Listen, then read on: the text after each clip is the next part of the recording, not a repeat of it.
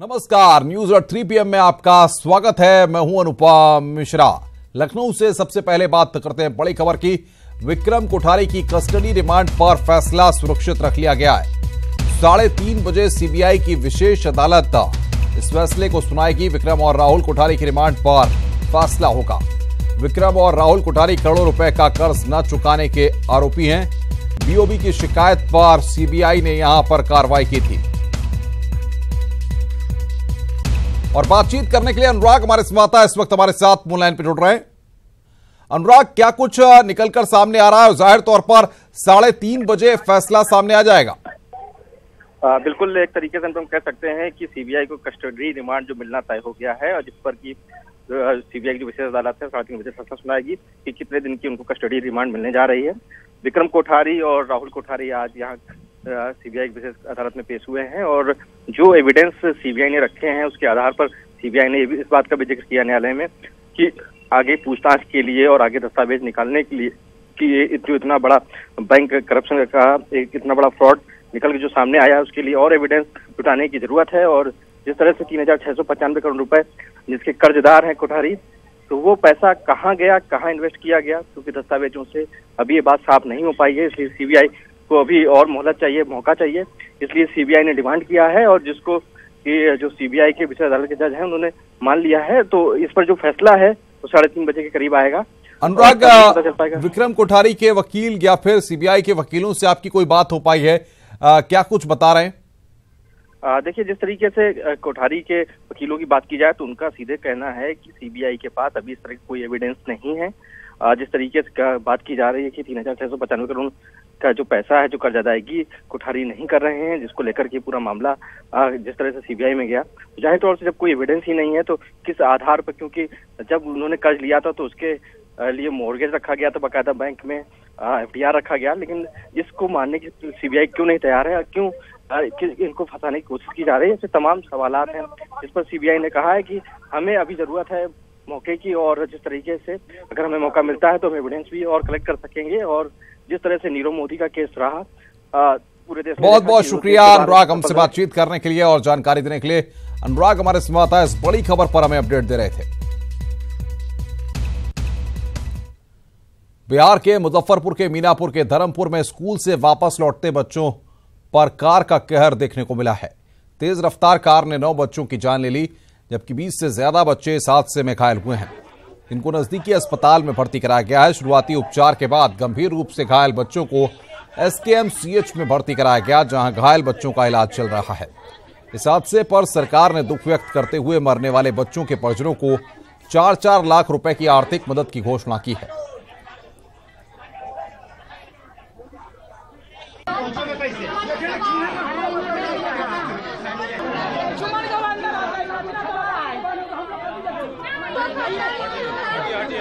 मुख्यमंत्री योगी आदित्यनाथ अब से कुछ देर पहले संबोधित कर रहे थे और अब से कुछ देर बाद बरसाना के राधा रानी मंदिर में लठमार होली खेलेंगे। इस दौरान पूरी यूपी कैबिनेट और हरियाणा के सीएम मनोहर लाल खट्टर भी लठमार होली खेलेंगे। साथ ही सीएम योगी राधाकृष्ण बने कलाकारों की आरती भी उतारेंगे। इस दौरान जनसभा को संबोधित करते हुए सीएम योगी ने वहां पर कहा है कि उत्तर प्रदेश सरकार ब्रज की होली को विश्व स्तर पर ले जाएगी।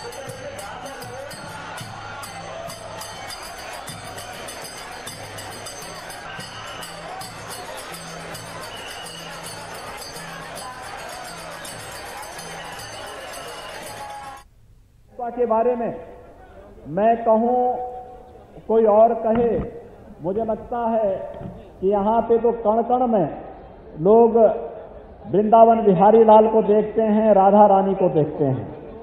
उनका वास यहाँ के हरेक चराचर जगत की हरेक वस्तु में देखने को मिलता है, वह भाव देखने को मिलता है। और इसलिए मुझे रसखान की पंक्तियां याद आती हैं कि मानुष हो तो वही रसखान, बसो ब्रज गोकुल गांव के ग्वालन।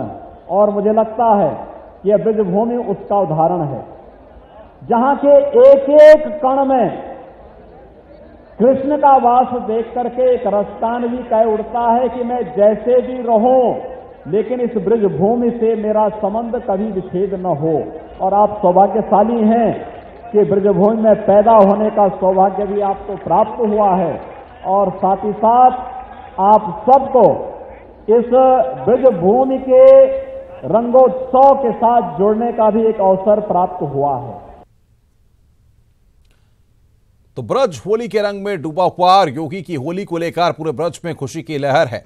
ईटीवी पर आप भी देखिए किस तरह रंगों में डूबा हुआ है ब्रज।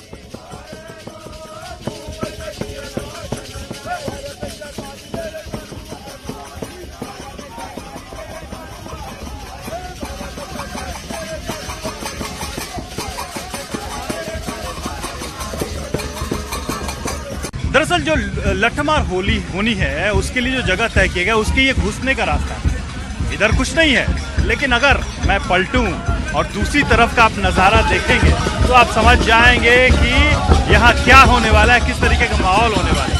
घुसने से पहले ही देखिए नगाड़ों की आवाज़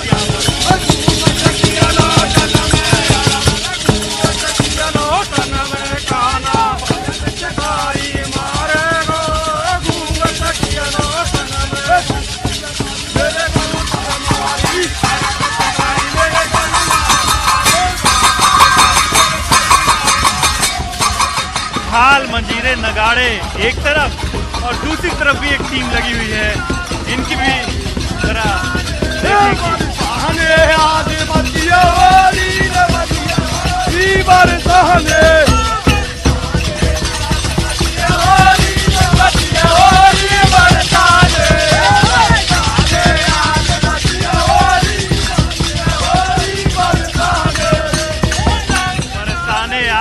मचीरे होली। बिल्कुल देखिए जैसे जैसे आगे बढ़ रहे हैं हम वैसे वैसे ये शोर ये उत्साह बढ़ता जा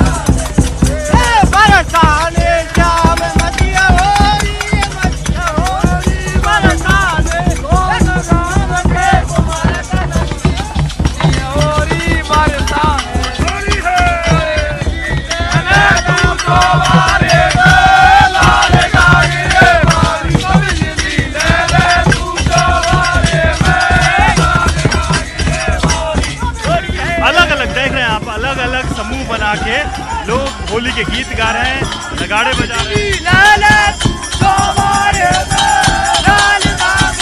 और देखिए महिलाएं यहाँ नृत्य भी कर रही हैं।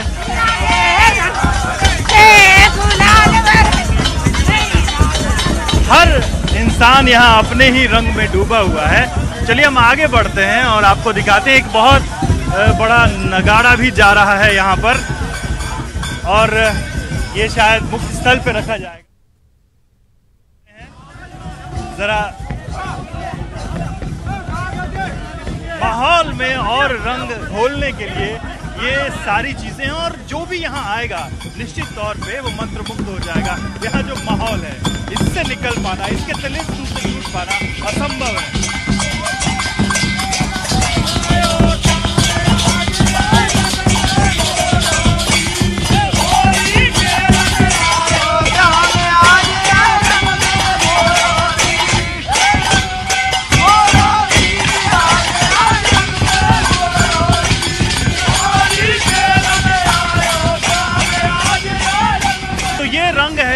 बरसाना का ये रंग है, मथुरा का ये रंग है, ब्रज का ये रंग है, होली का ये असर है, लठमार होली का।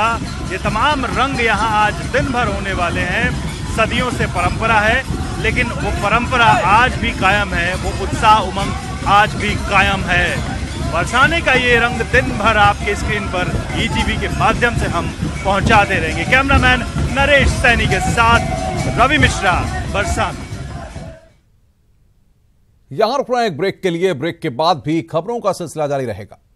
राजनीति कार्यक्रम में इस बार भारतीय कुश्ती संघ के अध्यक्ष बृजभूषण शरण सिंह होंगे। नेटवर्क 18 के कंसल्टिंग एडिटर वासिंद मिश्र के एक सवाल के जवाब में उन्होंने कहा कि उत्तर प्रदेश के पूर्व मुख्यमंत्री अखिलेश यादव ने हरियाणा की पॉलिसी को उत्तर प्रदेश में लागू करते हुए ओलंपिक में मेडल लाने वाले खिलाड़ियों को 6 करोड़ रुपए इनाम राशि देने की बात कही थी। लेकिन बड़ा सवाल यह है कि क्या हमारे पास ओलंपिक से मेडल लाने वाले खिलाड़ी मौजूद हैं? मैं बड़ी बेबाकी से बात कर रहा हूं। अखिलेश जी जब मुख्यमंत्री थे मेरी कई बार उनसे वार्ता हुई, मैंने उनको कुछ सुझाव दिए। उन्होंने हरियाणा की पॉलिसी ला करके और कह दिया कि मैंने हरियाणा की पॉलिसी लागू कर दिया है। अब हरियाणा ने अपनी पॉलिसी लागू कर रखी है कि अगर कोई ओलंपिक में मेडल लेकर के आता है तो हम उसको 6 करोड़ रुपए देंगे, और सिल्वर लाएगा तो 4 करोड़ देंगे, ब्राउन्ज लाएगा तो 2.5 करोड़ देंगे। अब ये पॉलिसी उत्तर प्रदेश ने भी लागू कर दिया, या हो सकता है बिहार भी लागू कर दे, या हो सकता है, लेकिन हमें ये देखना चाहिए कि क्या हमारे पास ओलंपिक स्तर के खिलाड़ी हैं, इंफ्रास्ट्रक्चर है कि नहीं, नहीं हमारे पास खिलाड़ी हैं कि नहीं है। तो हमें जब हमारा ना ओलंपिक में मेडल आएगा, ना 9 मन तेल होगा, ना राधा नाचेंगी। और ये पूरा इंटरव्यू आप देख सकते हैं आज रात 8:26 पर हमारे खास कार्यक्रम राजनीति में। आगे बढ़ते हैं खबर आगरा से। आगरा में संघ प्रमुख मोहन भागवत ने स्वयंसेवकों को संबोधित किया। मोहन भागवत को सुनने के लिए हजारों की संख्या में आरएसएस के कार्यकर्ता पहुंचे हुए, साथ ही बड़ी संख्या में साधु संत भी मोहन भागवत को सुनने पहुंचे। मोहन भागवत ने कहा है कि संघ का काम समाज में समरसता स्थापित करना है।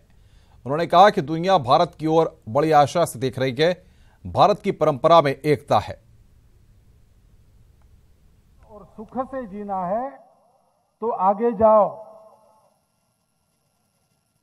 स्ट्रगल फॉर एग्जिस्टेंस ऐसा कहते हैं। जीवन संघर्ष करना पड़ता है, और जीवन संघर्ष का नियम है कि जो बलवान है वो विजयी होता है, जो दुर्बल है उसकी पराजय होती है। सारांश दुनिया संघर्ष पर चलती है और संघर्ष में विजयी होना ही होना है। इसलिए बलवान बने रहो, साधन संपन्न बने रहो, धनवान बने रहो, और ऐसा बनने के लिए जो कुछ करना पड़ता है वो सब ठीक है। Everything is fair in love and war, ऐसा कहा जाता है। राज्यसभा में अप्रैल मई में खाली होने वाली सीटों पर मतदान के लिए चुनाव आयोग ने तारीखों का ऐलान कर दिया है। राज्यसभा की 58 सीटों के लिए 23 मार्च को मतदान होगा। इस दिन 16 राज्यों में 58 राज्यसभा सीटों के लिए मतदान होंगे और मतदान के दिन ही वोटों की गिनती की जाएगी। इन चुनावों के लिए नामांकन की अंतिम तिथि 12 मार्च है। उत्तर प्रदेश की 10, बिहार की 6, महाराष्ट्र की 6, मध्य प्रदेश की 5, पश्चिम बंगाल की 5, गुजरात और कर्नाटक में 4-4, आंध्र प्रदेश, उड़ीसा, तेलंगाना और राजस्थान में 3-3, झारखंड में 2, छत्तीसगढ़, हरियाणा, हिमाचल प्रदेश, उत्तराखंड में 1-1 सीटों पर चुनाव होंगे। राज्यसभा चुनाव के बहाने उत्तर प्रदेश की तमाम सियासी पार्टियां अपनी ताकत आजमाने की कोशिश करेंगी, लेकिन इन तमाम मायनों में सबसे ज्यादा फायदा भारतीय जनता पार्टी को होने वाला है। भारतीय जनता पार्टी के कुल 8 सदस्य राज्यसभा जाएंगे, वहीं समाजवादी पार्टी का सिर्फ 1 सदस्य जा पाएगा। अगर अपोजिशन में एकता रहती है तो उनका 1 सदस्य राज्यसभा और जा सकेगा, वरना 9वीं सीट भी भाजपा के खाते में ही जाएगी। कैमरा पर्सन आशीष के साथ अलाउद्दीन, ईटीवी न्यूज, लखनऊ।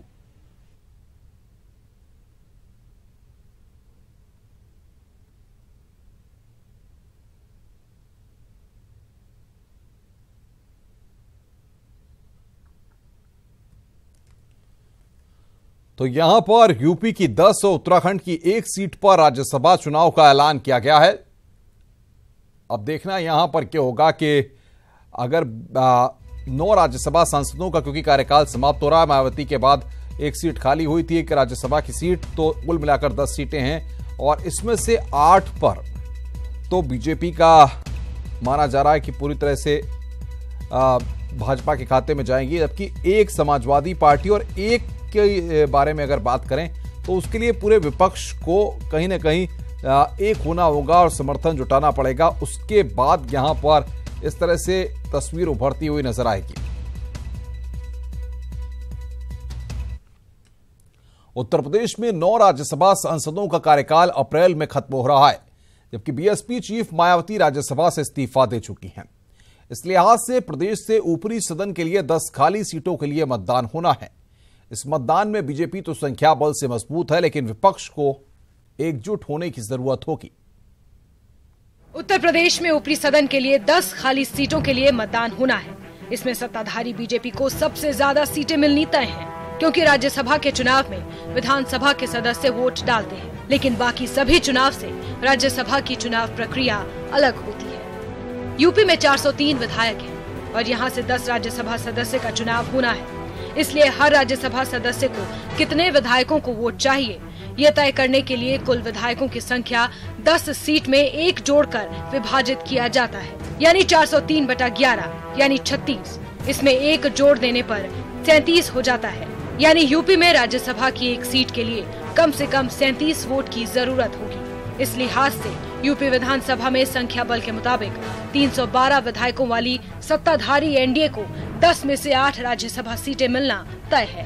प्रदेश के सबसे बड़े विपक्षी दल समाजवादी पार्टी के 47 विधायक हैं, इसलिए 37 वोट के हिसाब से सपा को 1 राज्यसभा सीट मिलेगी। राज्यसभा चुनाव में विपक्ष की ओर से 2 राज्यसभा सीट हासिल करने के लिए एकजुटता की जरूरत पड़ेगी, जिसमें एसपी के 47, बीएसपी के 19 और कांग्रेस के 7 विधायक के साथ 73 मतों से 2 राज्यसभा सीटें विपक्ष को मिल सकती हैं। लेकिन इसके लिए तीनों पार्टियों को एकजुट होना होगा, जिसमें बीएसपी का शामिल होना सबसे अहम है। राज्यसभा चुनाव में सपा, बीएसपी और कांग्रेस के बीच अगर एकजुट होने पर सहमति बनती है तो ऐसे कयास लगाए जा सकते हैं कि इसका असर प्रदेश के लोकसभा उपचुनाव पर भी पड़ेगा।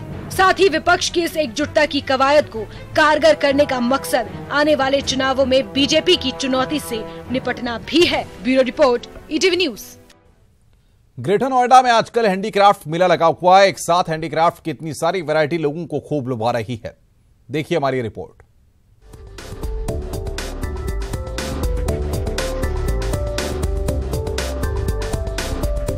लिम्का बुक में अपना नाम दर्ज करा चुके दुनिया के सबसे बड़े हस्तशिल्प मेले में शुमार IHGF दिल्ली मेला वसंत 2018 का आगाज 23 फरवरी से ग्रेटर नोएडा के इंडिया एक्सपो मार्ट में हो गया है।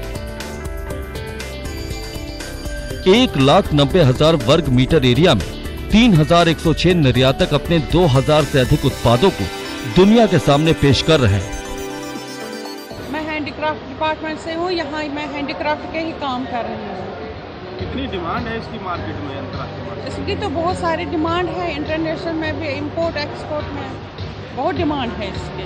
सरकार से उम्मीदें हमें है, सरकार से ही वापस है। खुदा के बाद तो सरकार ही हमारे ये होते हैं। मैंने भी बहुत गया, बाहर भी गया, फॉरेन भी गया, नेशनल अवार्ड भी लिया, यहाँ पर भी हिंदुस्तान में मैंने तकरीबन हर जगह पार्टिसिपेशन किया। तो मैंने इसमें कोशिश की है कि इसको मार्केटिंग हो जाए, लोग समझे क्या है।